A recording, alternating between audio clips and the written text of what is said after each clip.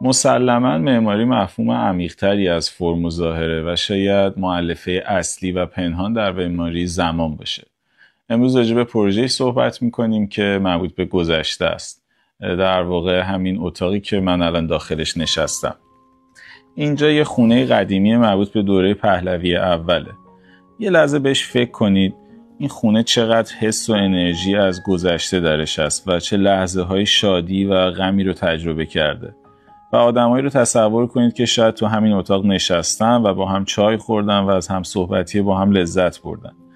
وقتی قرار شد که این ساختمون رو طراحی کنیم و بازسازی بشه، بیشتر از یه خونه حس یه ماشین زمان رو داشت. در نتیجه می‌بردتون به گذشته. پس ما هم تصمیم گرفتیم که اونو بیشتر به گذشته خودش متصل نگه داریم و نذاریم که اون حس زمان ازش تخلیه بشه. پس بیشتر به عمق رفتیم و با یه رویکرد مدرن دیوارهای داخلی و بخشی از نمای بیرونی رو اکسپوز کردیم.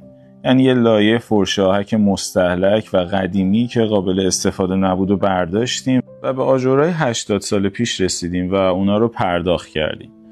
و تمام دیتیل های قدیمی رو به وسیله همون استادکارا و سازنده قدیمی تا جایی که ممکن بود دوباره بازسازی کردیم.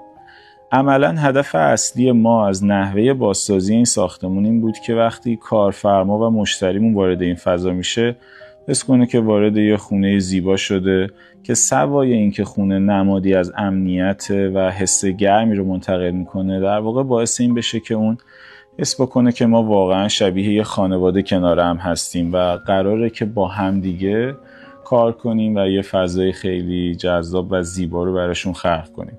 البته این روند طراحی تمام پروژه‌های ما تو دفتره.